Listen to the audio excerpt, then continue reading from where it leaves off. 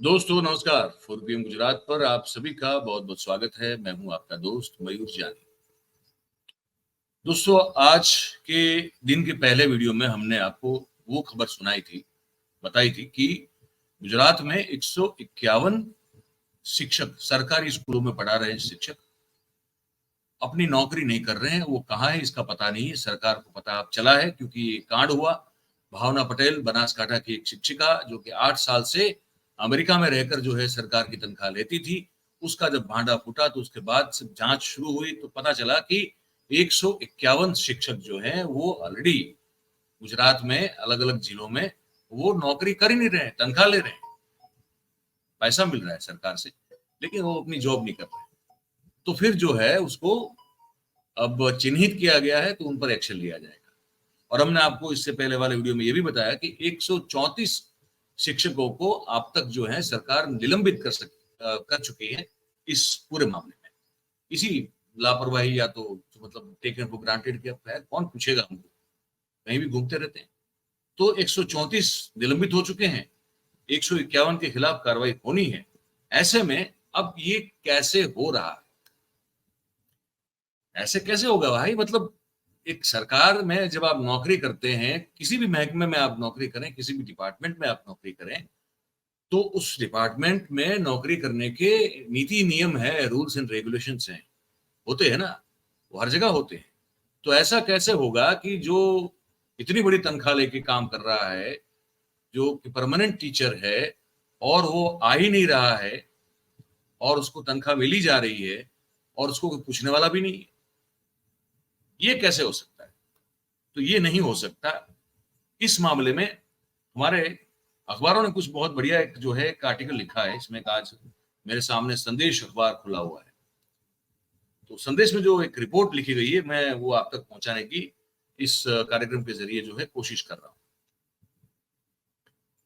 तो संदेश अखबार लिखता है कि पैसा बोलता है, शिक्षक की absence is equal to percentage और बदली का व्यापार।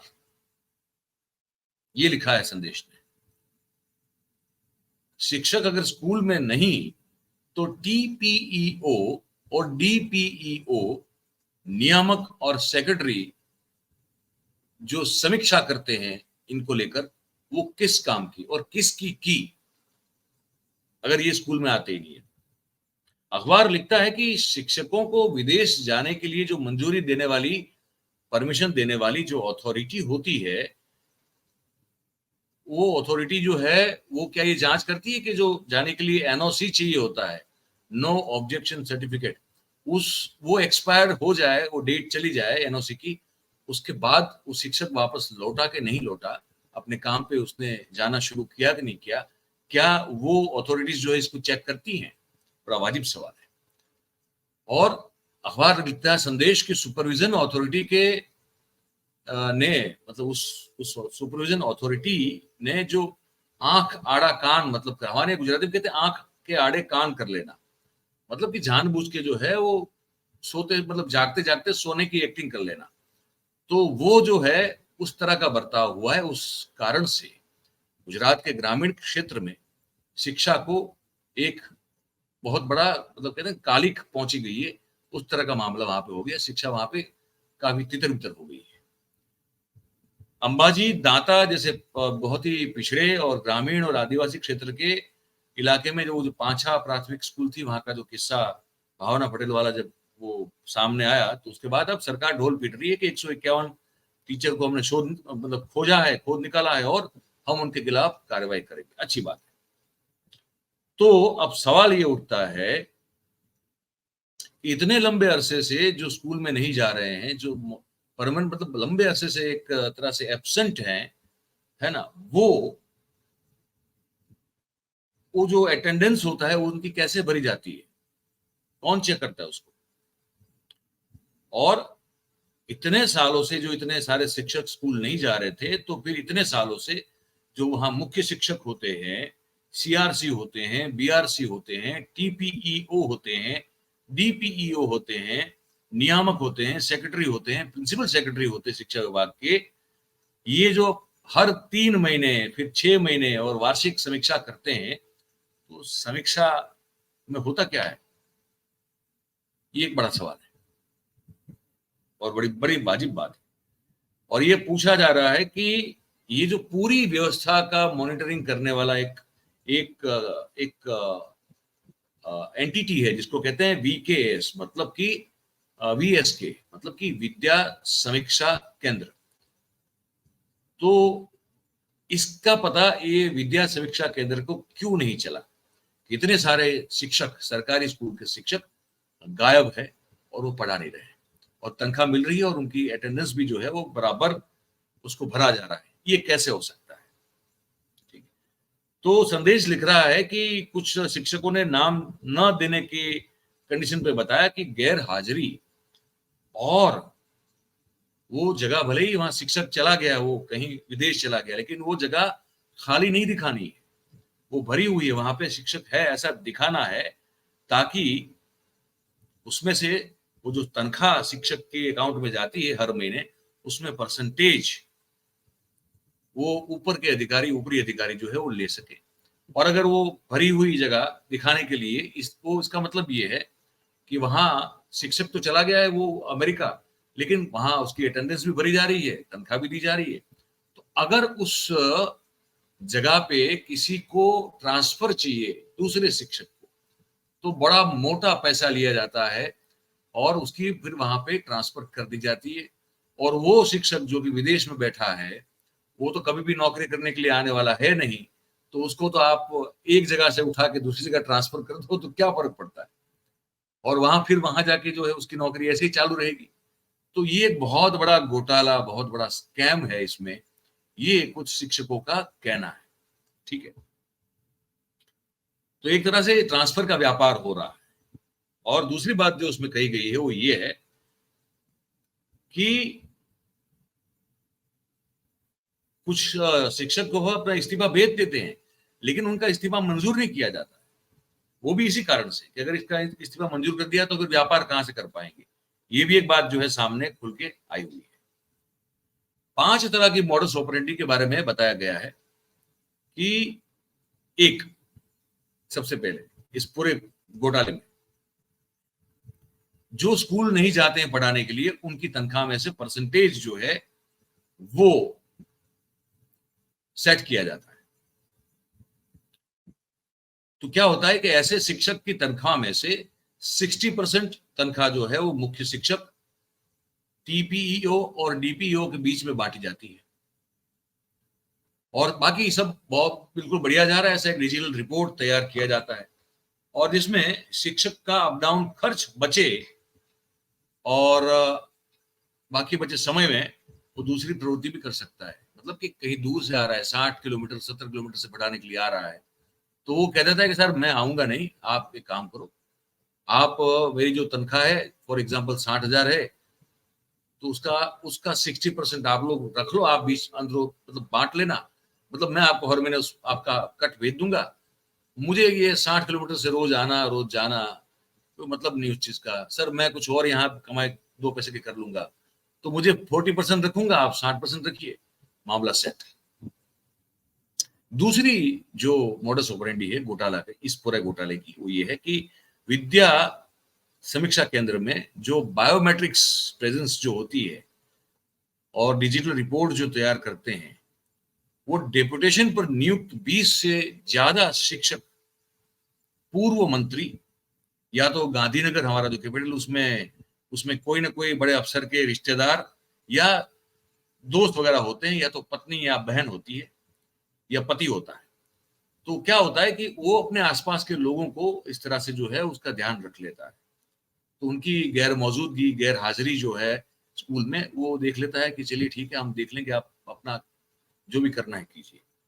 तीसरी मोडस ऑपरेंडी, जब बदली, जब ट्रांसफर का वो कैंप होता है, तो उसके बाद इस्तीफा जो दिया जाता है उसको मंजूर करने का एक पूरा खेला रचा जाता है। ऐसे बहुत सारे किस्से हैं जहां पे जिसने इस्तीफा दिया हो ऐसे शिक्षकों को तुरंत, तत्काल प्रभाव से उनको जाने नहीं दिया जाता, छोड़ने नहीं दिया जाता। या तो फिर शिक्षकों को अपनी जगह पे जो छोड़ के जा रहे हैं वहां पे कोई आने के लिए तैयार होता है कि नहीं होता है, वो देख के फिर उससे इस्तीफा लिया जाता है कि उसमें पैसा जो है वो व्यापार जो है वो किया जा सके। और इसीलिए बदली का जब कैंप होता है, ट्रांसफर का जब कैंप होता है, तो उस समय जो खाली जगह होती है उसके हिसाब से भी उसका भावताल जो है वो किया जा सके। और पांचवा जो बताया जा रहा है, चौथा बताया जा रहा है वो ये है कि सर्विस बुक में जो एंट्री होती है करने की, उसमें भी हर एक जिले की कचहरी में अलग अलग जो दाम है वो तय कर लिए गए हैं। सरकारी सिस्टम में शिक्षक के पास तनख्वाह के सिवाय जो और आय होती है, करप्शन, तो उसमें तो उससे वो ग्रांट मिलती है, वो उसी में से थोड़ा बहुत करप्शन कर सकते हैं, उससे ज्यादा उनके पास और मौका होता नहीं है। तो इसीलिए ये जो समुदाय है, ये इनको उच्चतर तनख्वाह का जो है वो जो एक स्लैब है, उस स्लैब में जल्दी से जल्दी वो उनको मिले, वो महत्वपूर्ण उनके लिए होता है। तो क्या होता है कि उनकी सर्विस बुक में इस तरह की अच्छी रिमार्क डलवाने के लिए भी बीआरसी, सीआरसी, टीपीओ की कचहरी में उनको पैसा देना पड़ता है। और पांचवा मॉडस ऑपरेंडी जो है वो ये है कि अगर इस्तीफा दिया तब भी आपको बोला जाएगा कि आप ड्यूटी जो है जारी रखिए, अभी ड्यूटी पे आप हाजिर हो जाइए, अभी आपको जाने देंगे। ऐसे बहुत सारे किस्से हैं, ये संदेश अखबार लिख रहा है कि ऐसे बहुत सारे किस्से हैं जहां पे जिसने इस्तीफा दिया हो वैसा मुख्य शिक्षक हो तो भी ये जो टीपीईओ और सीआरसी और डीपीईओ जो है वो जिला अधिकारी जो होता है वो त्वरित उसको मंजूर करने के बजाय उसको ड्यूटी पे फिर से हाजिर होने का आदेश करता है। और वो ये इसलिए करता है कि कागज पर जो उनको ट्रांसफर का धंधा करना होता है, तो वो जब तक वो बिजनेस ना हो जाए बदली का, ट्रांसफर का, तब तक वो जगह भरी हुई दिखनी चाहिए ताकि उसके पैसे दबा के लिए जाए, भले वो आदमी ऑलरेडी इस्तीफा दे चुका हो। तो मुख्य शिक्षक, सीआरसी, बीआरसी, सेक्रेटरी समेत सब जितने भी सुपरविजन करने वाली अथॉरिटीज हैं, इन सब के खिलाफ जांच होनी चाहिए इस पूरे मामले में। 134 शिक्षकों को निलंबित करने से कुछ नहीं होगा, इनके खिलाफ जांच होनी चाहिए। और वो कौन करेगा? वो तो कभी होती नहीं है।